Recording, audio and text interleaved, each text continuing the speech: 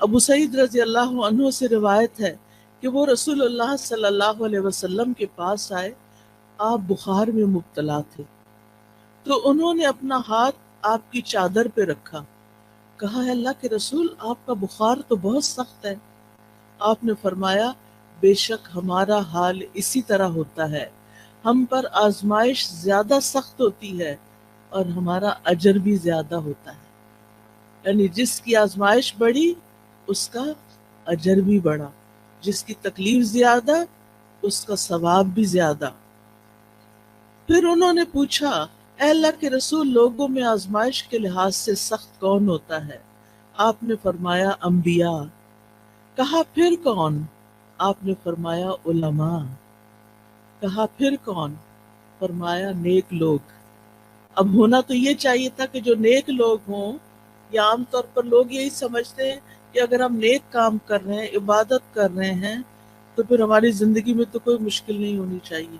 نہیں، مشکلیں ہوتی ہیں ان کی زندگی میں، لیکن وہ برداشت کر کے خوشحال ہوتے ہیں، وہ دل سے خوش راضی رہتے ہیں، اور وہ سمجھتے ہیں کہ ہر لمحہ ہمارا اجر بڑھتا چلا جا رہا ہے، لہٰذا یہ چیز ان کو اطمینان دیتی ہے، اور وہ اس پریشانی پہ پریشان نہیں رہتے ہر وقت، بلکہ اللہ سبحانہ وتعالیٰ کی طرف رجوع کرتے ہیں۔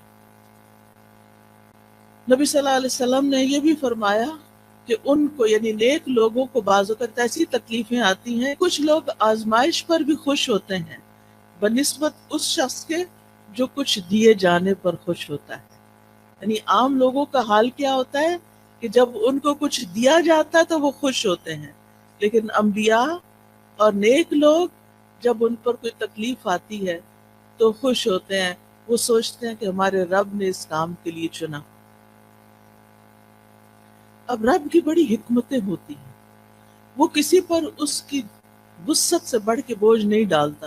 لا یکلف اللہ نفسا الا وسعها، اللہ کسی جان پر اس کی ہمت وسعت سے بڑھ کے بوجھ نہیں ڈالتا۔ لہا ما کسبت وعلیہا ما اکتسبت۔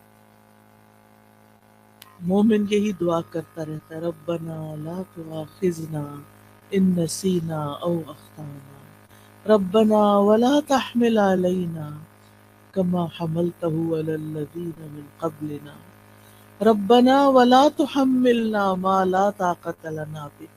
یعنی جب ان کو تکلیف آتی ہے تو وہ سوچتے ہیں کہ اگر یہ تکلیف ہمارے گناہوں کی وجہ سے ہے تو کہ دعائیں کرتے ہیں یا اللہ تو ہمیں پکڑنا، ہمیں نہ پکڑنا، اگر ہم بھول گئے یا ہم نے کوئی غلطی کر لی ہے تو اس پر ہماری پکڑ نہ کر، اللہ ہم پہ وہ بوجھ نہ ڈال جو ہم سے پہلے لوگوں پہ ڈالے گئے، اللہ ہمیں وہ بوجھ نہ اٹھوا جس کے اٹھانے کی ہمیں طاقت نہیں، جس کی ہم ہمت نہیں رکھتے، یا اللہ اس تکلیف کو اتنا نہ بڑھا دینا کہ ہم اسے برداشت نہ کر سکیں۔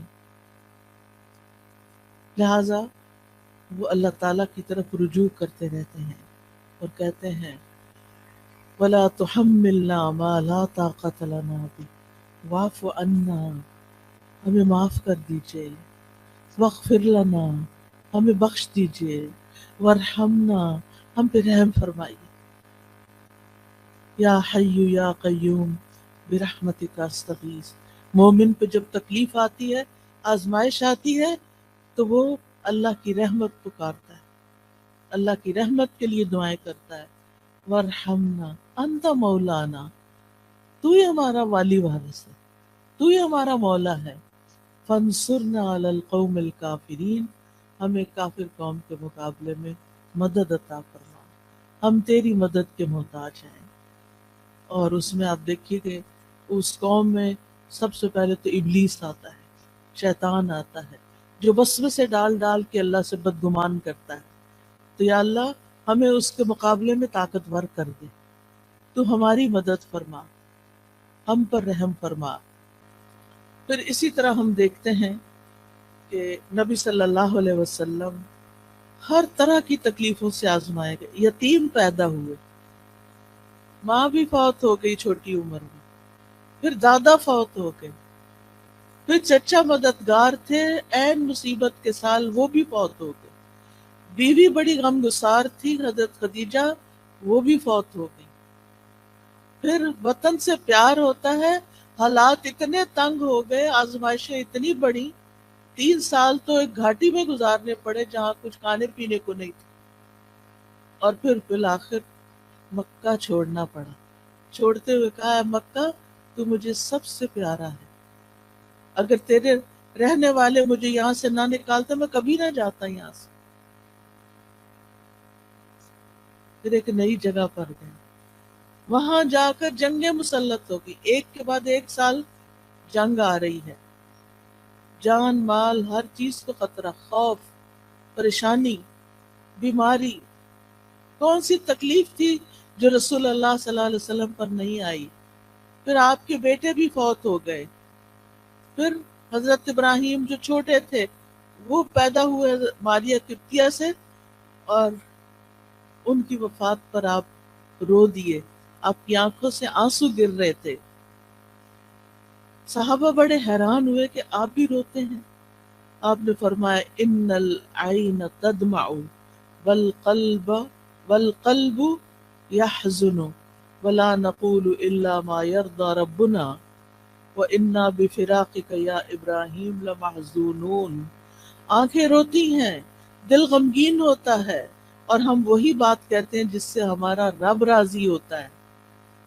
دل میں غم ہے، آنکھوں میں آنسو ہیں، یہ منع نہیں ہے، یہ ہوگا، لیکن زبان سے کوئی ایسی بات نہیں نکالیں گے جو رب کو ناراض کرے. اور اے ابراہیم تیری جدائی سے ہم بڑے غمگین ہیں، یہ تو ہمیں چھوڑ گیا ہے، ہمیں غم ہے.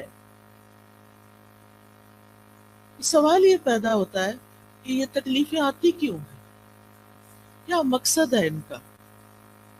تو سب سے پہلی بات تو یہ کہ اللہ تعالی ہمارا امتحان لیتے ہیں. امتحان میں جو کامیاب ہو جاتا ہے اس کے درجے بلند ہو جاتے ہیں، اور جو فیل ہو جاتا ہے وہ نیچے چلا جاتا ہے. تو یہ انسان کو بلند درجے دینے کے لیے آتی ہیں. حدیث میں آتا ہے بے شک بندے کے لیے جب اللہ سبحانہ تعالیٰ کے ہاں ایک مقام مرتبہ مقدر ہو چکا ہوتا ہے، یعنی اس کو وہ بلند مقام دینا ہے، لیکن وہ بندہ اپنے اعمال کی بنا پر اس تک نہیں پہنچ سکتا، یعنی عمل اس کے کم ہے. درجہ اللہ کے ہاں بڑا لکھا ہوا ہے کہ اس کو یہاں تک پہنچنا ہے، تو اللہ تعالیٰ اسے اس کے اپنے جسم میں یا مال میں یا اولاد کی آزمائش میں ڈال دیتا ہے، کیونکہ اللہ نے اس کو بلند درجہ دینا ہوتا ہے. اب انسان سوچتا ہے کہ اور لوگ تو مزے سے جی رہے ہیں، ان کو تو کوئی تکلیف نہیں، وہ تو آرام سے چل لیتے ہیں، مجھے ہی کیوں تکلیف ہے، سب کی اولاد اتنی صحت مند ہے، میرا بچہ کیوں بیمار ہے، سب کے شوہر اتنے اچھے سلوک کرتے ہیں، میرا شوہر مجھے کیوں نہیں پوچھتا. یہ دراصل آپ کا امتحان ہے. آپ اس تکلیف سے گزر رہی ہیں، یہ اللہ سبحانہ وتعالیٰ کے ہاں آپ کے درجے بلند کر رہی ہے اگر آپ صبر کر رہے ہیں. اور پھر یہ کہ جب اللہ تعالیٰ تکلیف دیتا ہے تو جن کے درجے بلند ہوتے ہیں ان کو اللہ تعالیٰ صبر کی توفیق بھی دے دیتا ہے، حتیٰ کہ وہ اس مقام تک جا پہنچتا ہے انسان جو اللہ کی طرف سے اس کے لیے پہلے سے مقدر ہوتا ہے.